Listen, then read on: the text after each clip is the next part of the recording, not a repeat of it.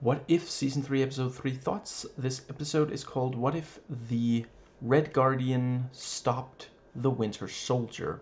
Another episode I love. Spoilers for everything MCU leading up to and including this episode. The episode is rated 12+, so will this video be? Let's dive right in. So, guess I spoke too fast when I said that they weren't doing the broad acting performances, but honestly, in this episode, the one that bothered me was Dreykov. Not the characterization, just the broad performance. The characterization felt in line with the Black Widow movie.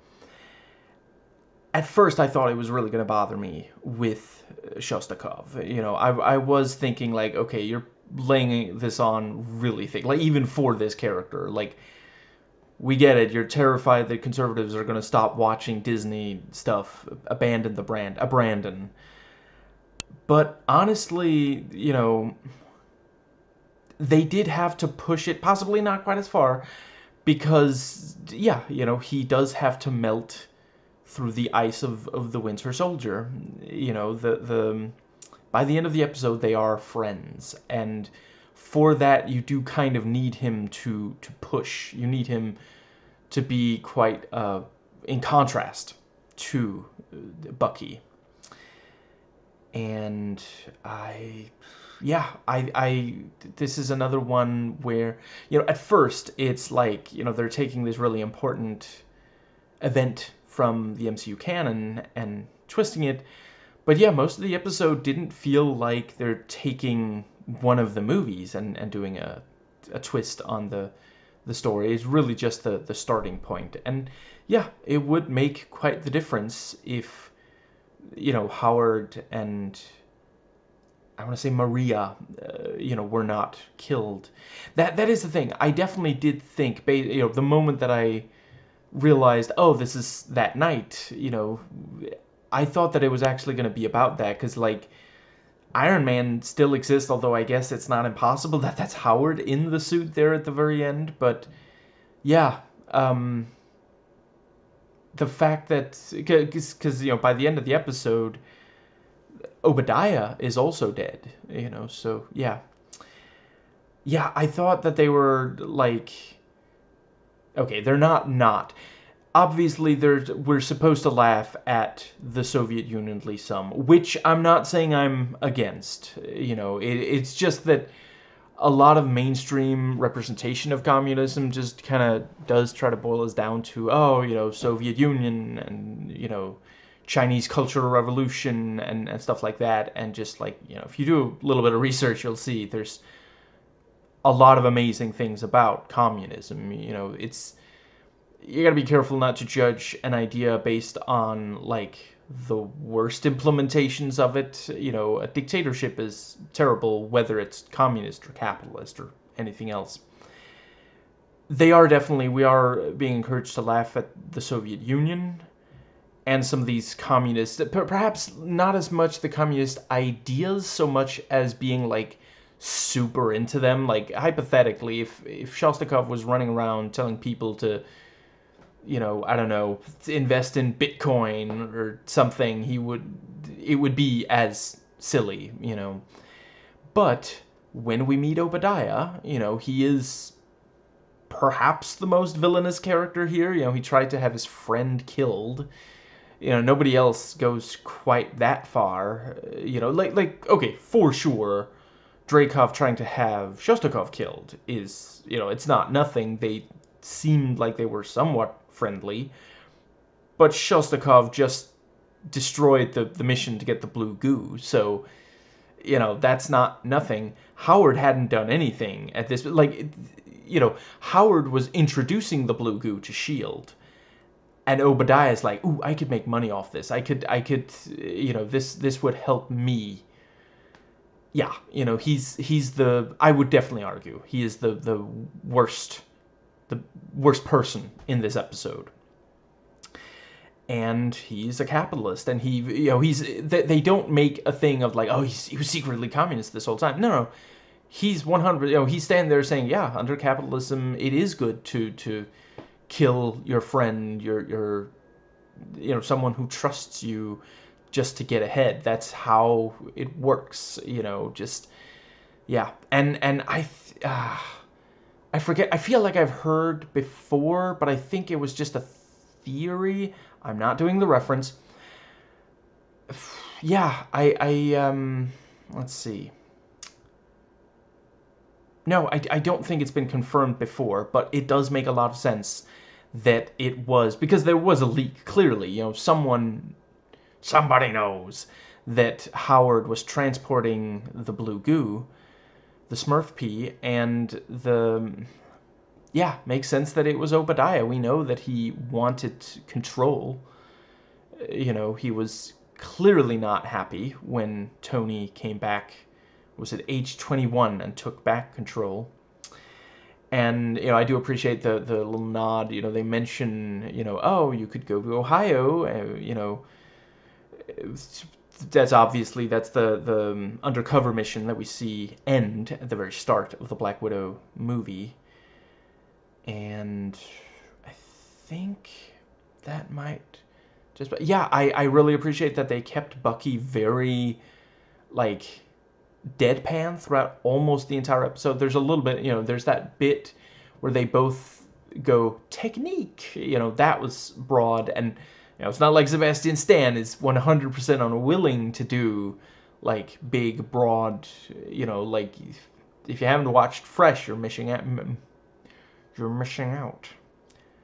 Moneypenny.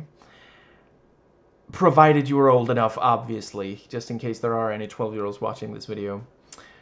Let's see, I think that might be about, yeah, I thought it was great, you are somebody, you are the great hero of Coney Island, very, very sweet,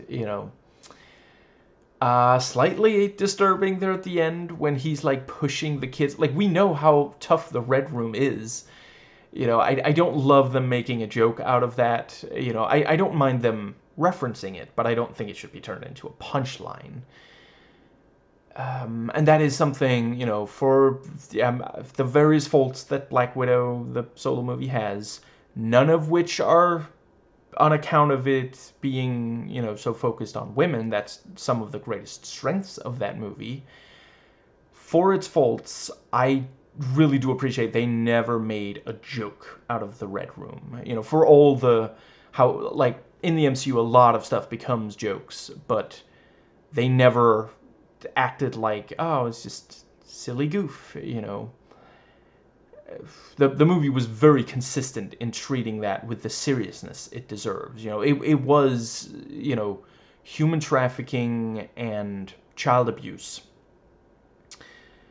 And right, I really appreciate the matchup as well, two super soldiers versus Goliath. Like, there was, I forget if they interact, Goliath and Bucky, in that earlier episode of this show where, let's see, it was Peter Quill coming to Earth and wreaking havoc.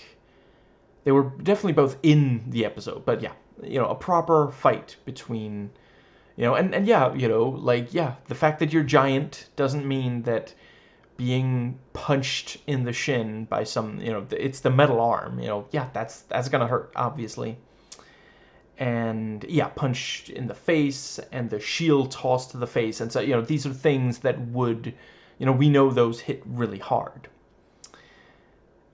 And let's see, I think that might just about be it. Yeah, I like the American accent. I forget, did we hear that in the Black Widow solo movie? But yeah, Bob Toledo, it's my pleasure doing business. Just, yeah, whether he's posing as an American or he is the Russian that he actually is, dude cannot resist dad joking. And yeah, it was slightly amusing, the bit where, he's talking about, oh, you've been brainwashed by the capitalists, and she's like, sir, this is a Wendy's, I just asked if you wanted more fries. And, Bucky getting all charismatic on the, yeah. my parents were nobody. So your grandfather was Lennon then. And I think that might just about cover this entire episode. Was expecting it to be at least slightly Christmassy. Happy holidays, by the way. I meant to say that at the start of this video. And right, and if if you're someone who finds it deeply personally offensive for me to tell you happy holidays, then from the bottom of my heart, happy holidays. Yeah, they broke the trend. I guess it's possible that it's coming up in one of the next episodes, but recently, the last year they did an episode of What If that was basically Die Hard, but Happy Hogan and hulking out. And the year before that, I want to say was it's called Holiday Special, but it really is Christmas Special. It's a title reference to the Star Wars Holiday Special, the Guardians of the Galaxy Holiday Special. I was thinking that they were going to do that again this year. I guess it's possible this was never meant as a Christmas episode, and they just decided to air them. Yeah, I don't know. I haven't watched the episode of Skeleton Crew that I believe is also airing today. Maybe that one will be more Christmassy, and Disney felt like, well, we don't need to do two of those. But yeah, hopefully we'll be able to do next episode tomorrow. Gonna try to see if I can't do Skeleton Crew either today or tomorrow. We'll see. And yeah, I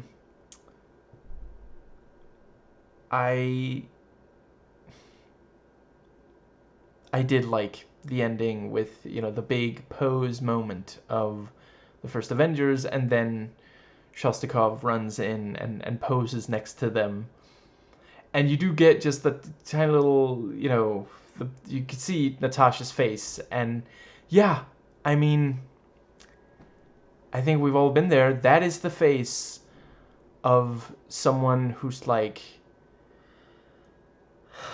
Dad, you're embarrassing me.